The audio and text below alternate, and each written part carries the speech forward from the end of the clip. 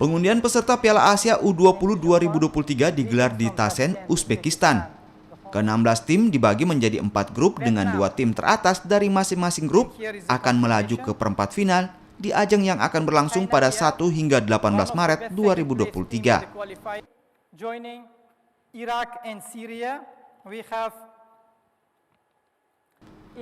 Tuan rumah Uzbekistan ditempatkan di grup A bersama Indonesia, Irak, dan Suriah.